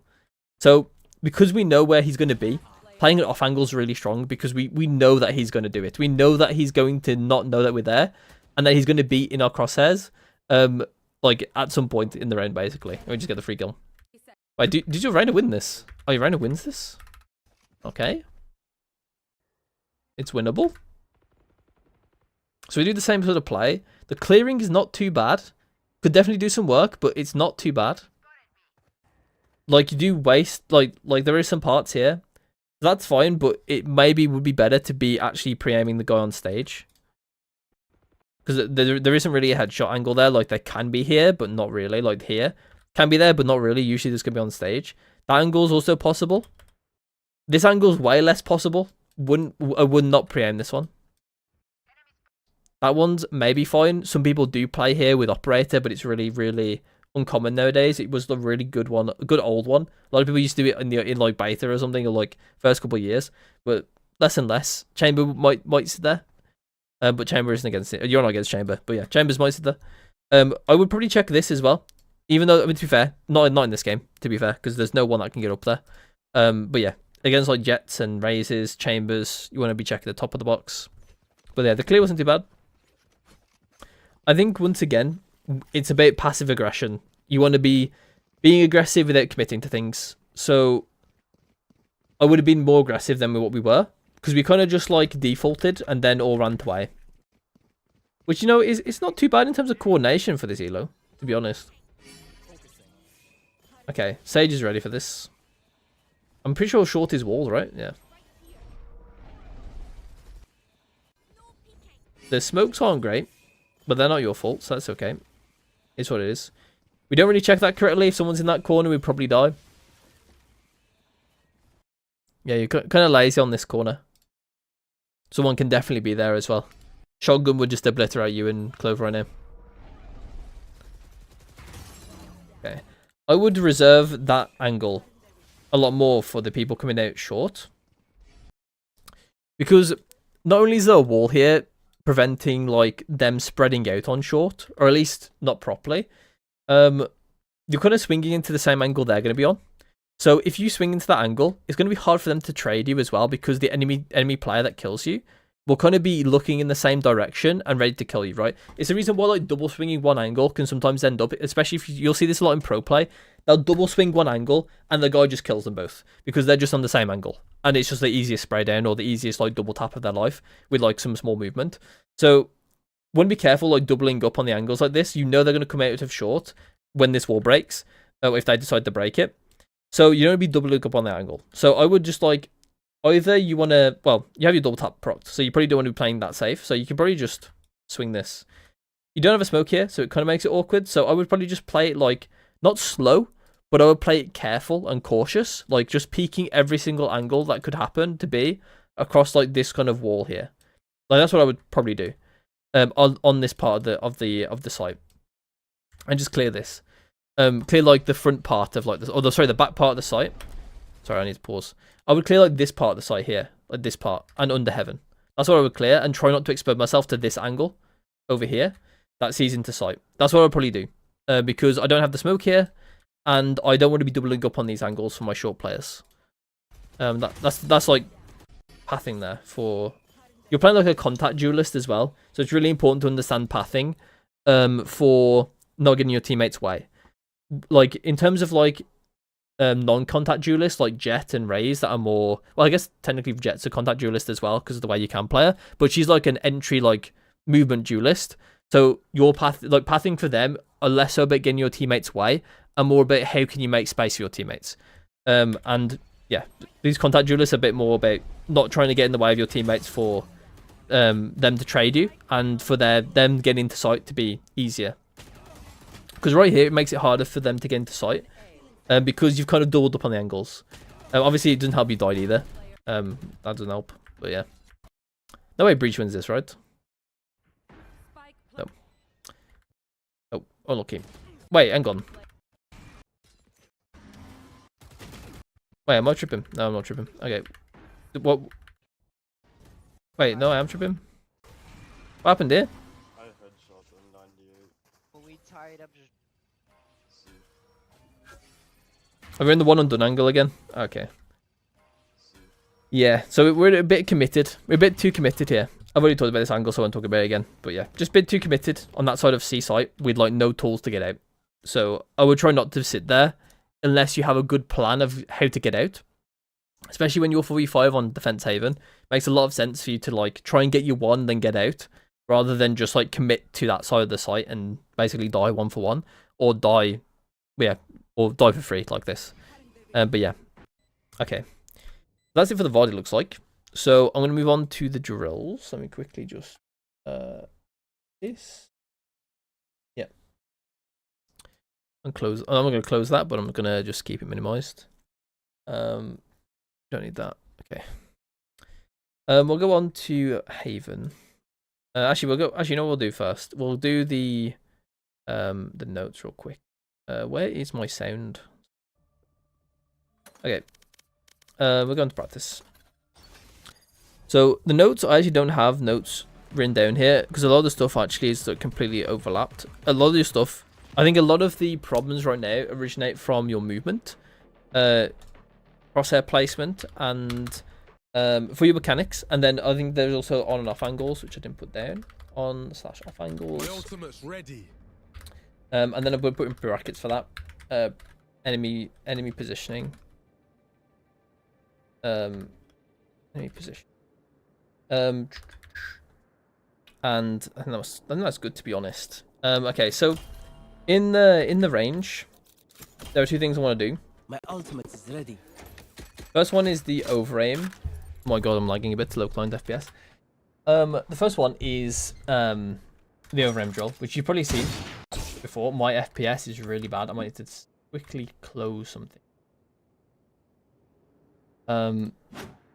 It's usually not this bad, but I think my PC's been very slow today.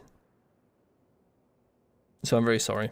My PC's not in the greatest of states anyway. I am going to get a new one this year.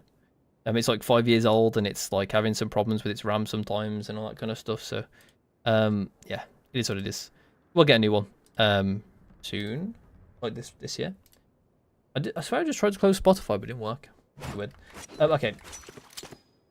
You have to excuse the low line FPS if it happens again. I'm very sorry. But yeah. Oh, it just tabbed me out. Why did it do that? It waited for like 10 years to actually close. There we go. Sorry. Okay, 5090, maybe. We'll see. I am saving up for it, so we'll see. Oh my god, the FPS. Okay, so what we're gonna do is we're gonna go on to easy speed with a sheriff, and we want to just go to the opposite side of the bot, right? So the opposite side would be left. It spawns left, go right. Would left, go right. Spawn right, we go left. Very simple, very easy. And then we want to over aim to the bot. So by over aim, I literally mean go past the bot on the same line as the head. So like this. We don't have to move this time as well. So we've got the movement down, we've got the aim down. That's what we want to do. Okay, great. I haven't touched my mace in like a billion years. But yeah, we want to just over aim to the bot. So then what we want to do is, next time, is we want to do the movement plus the aim together. So we want to do something like this. And so you should end up with the crosshair on top of the bot's head, ideally. It's not always going to be the case. There are going to be times if I just purposely mess up. Okay, I purposely mess up this time. There you go. There are going to be times where that happens. And the idea is that you want to just autocorrect. You want to micro adjust when you're standing still. That's completely fine for now. So yeah, and eventually the last step is shoot, but my FPS is not happy about it. But yeah, the last step is shoot. And there you go. Ideally, you want to be able to do easy and medium. Hard is actually quite hard doing this. But yeah, ideally you want to be able to do easy, and medium can be really, really difficult as well. Over time. Over time you should be getting better at it though. So yeah, just easy. For now. The reason why I'm Cypher as well is because we're going to do this drill as well. I'm also lagging. Sorry. Once again, need to PC apparently. I want to see if there's anything else I can close. But there isn't. Not really. I can maybe close Epic Pen. Do I need Epic Pen again? No, I don't. I can probably close it safely. Oh, okay. It's not that either, apparently. Okay. My settings are all on the lowest as well, so I'm not sure I can do about it. Okay, we're going to set up our trips like this, and we're going to aim for the center of the door. And the important thing is, we're going to just, like, basically strafe beyond the trips, is the play. So, like this. We're going to strafe beyond the trips, aiming the center of the door. Making sure that our shooting area graph on the top right is all orange. We don't want to get orange like this, right? We don't want to see like the small lines. We want to see, or even like this line, like this like small like stubby line next to the big line. We always want to see just one line for now. And that's what I want you to do. Eventually, like when you start to get really good at it, then you can start doing the sprays. Because it's a lot harder to time the sprays with the counter strafe. You can see like I mess it up as well there. I've done the time. And don't worry, it doesn't have to be perfect, right? It doesn't have to be perfect. You can afford like a couple blue lines. That's fine. But for the most part, like 90% of the time, 85% of the time, you want it to be like these two orange lines. You can even do more bullets as well. Like whatever you think is like a good spray or like a good burst, it's up to you. But the idea is that we want to eliminate as much blue as we can, like 50% of the blue. And yeah, there you go. It should help with counter strafing and timing your shots with your movement. The other thing as well that we can do, not in this, is we're going to go over to Haven and we're going to talk about off angles, on angles, and we're going to talk about any positioning. Wait. I went to Masters Bangkok and I met with T1, Vitality, and G2. That's cool. And in my birthday, and I got a birthday gift from G2. That's pretty cool. Yeah, that's great. I actually have a G2 jersey from Worlds. I have Worlds like 2020 jersey, I think, for G2. Because I used to watch League like before. Well, I used to play League as well. In like 2020, 2019. So I actually have a G2 Worlds jersey for like I think it's from 2019 actually. The Worlds jersey is. What version am I playing? Awesome. Enough training. It's time. Okay, so I need to move this. The shirt was signed from the entire team. Damn, that's pretty cool. That's actually really cool. I really like the G2 team as well. I like Jorgamon. I like Valen as well. I think Valen's like such a level-headed like guy. Now, whenever I see him talk or like speak, I always think like he's such a like. I swear that he's like super young as well. Like it's crazy. Sorry. Like bro is just like insanely smart. Okay. So a lot of this map. So I'm not going to talk about this map. What we're going to do is we're talking about the on angles and off angles. So over here, I was talking about your on angle here, and it just makes it easier for you to get shot. So if you go over here, if I was to clear this on this side, like I'll clear it like this, and then the next angle, I probably wouldn't be doing it like this, right? I probably wouldn't be peeking like clearing it like this, right? Which is how I would beat the off angle. Is if you peek it like this. Like you can see my crosshairs not in the wall like this. And that's something I will go over in a second on long. I would probably be peeking like the next angle, which is like this, and then this, and then this. You know what I mean? So playing like an off angle, like, and that goes for any off angle, right? It doesn't have to just be that one, right? So it could be like this off angle. So what rank are you, man? Right now, Ascendant 2, unfortunately. But I'm peaking Mortal 3. So you can go into this off angle as well. This can also work. But bear in mind, this is very committal, and so is this off angle. So all these off angles, usually, off angles tend to be committal. It's the reason why agents like Chamber and Jet are really good, because they can commit to an off angle and then dash away or TP away. So that's the reason why, you know, and off angles can be really strong in those sort of situations that we went over in the actual world. Over here as well, when we were kind of like looking for this Sova, right? We had our crosshair a lot in the wall. When realistically what we should do is we should scan the corner like this if we don't know where he is.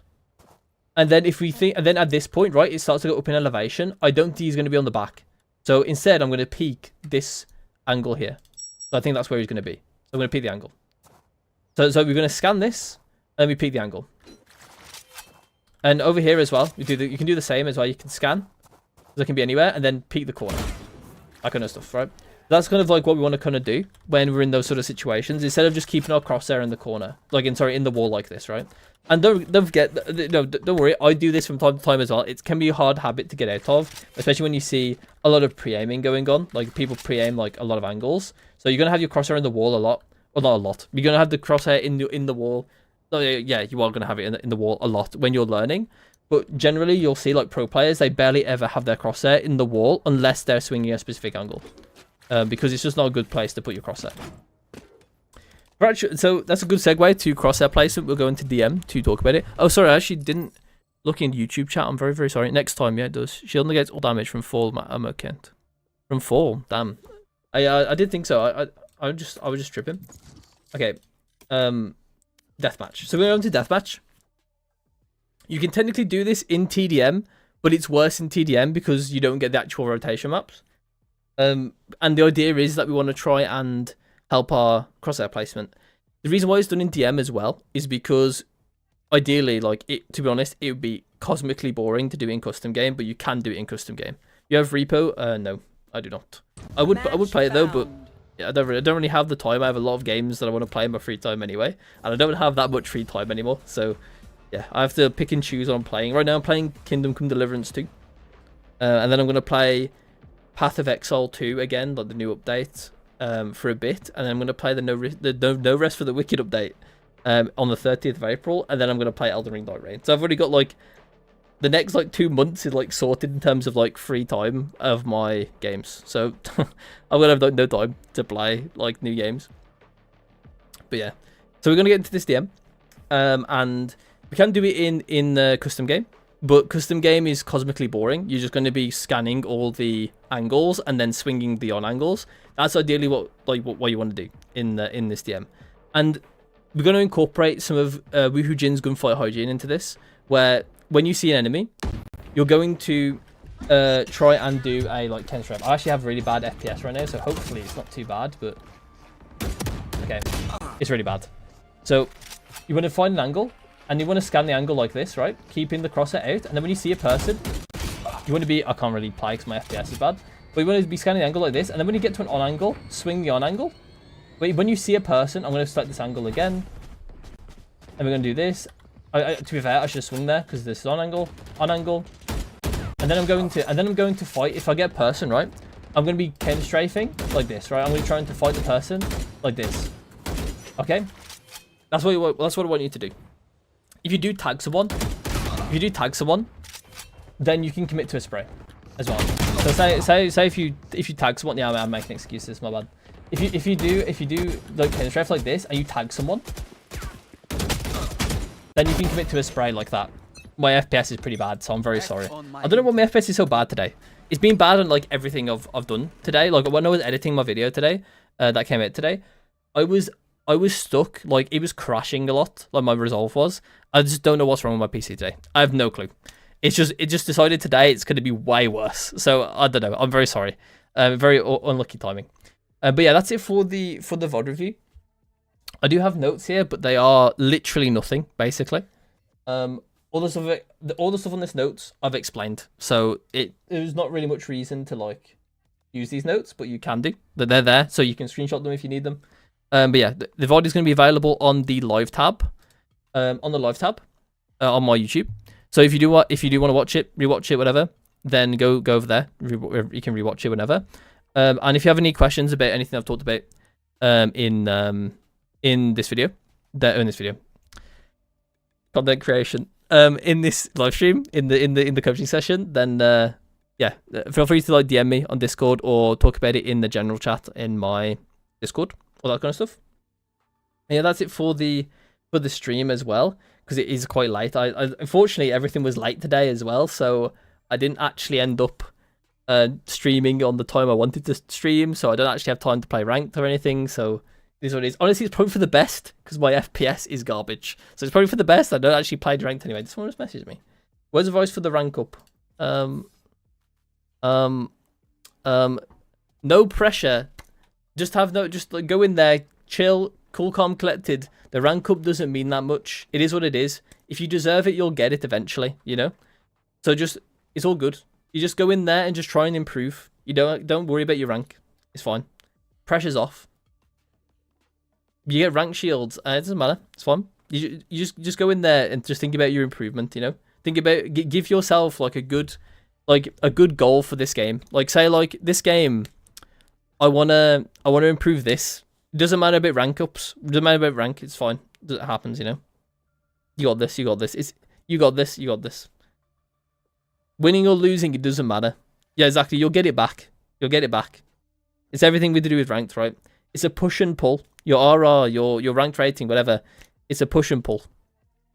Sometimes you'll push forward and you'll get a lot of rank ups and that kind of stuff. And sometimes it'll pull back and you'll be back into the bottom where you just were. And yeah, it always happens in ranked. It is what it is. Okay, that's it for the stream. I hope you enjoyed, and I'll be back Tuesday. I want to say Tuesday or Wednesday. Tuesday or Wednesday. Not Thursday. Not Friday. Definitely next Saturday. Probably Tuesday. Probably Tuesday, Wednesday. One of those. Probably Tuesday, because Wednesday's usually quite busy for me still. But yeah, Tuesdays. I mean, I'm just making every day busy at this point. But yeah, probably will be Tuesday. Probably Tuesday. Definitely Saturday. Next Saturday. Bye bye. I love that emote, by the way. It's one of my favourite emotes. I know it's sad. I like the high one more. Hi. I don't have it on 7TV. Do I not have it? Do I not have high? I trolled? I don't have high? What? But I have buy. I have buy, but I don't have high. I don't have the emote that I like more than buy. I'm so stupid. I need to add it. How do I not do that? I don't have that many. Wait, qua. What's qua? Qua. Must add this to the phrase. Yeah, why people are happy. That's also a banger emote. Okay. Bye bye. Bye bye. Bye bye.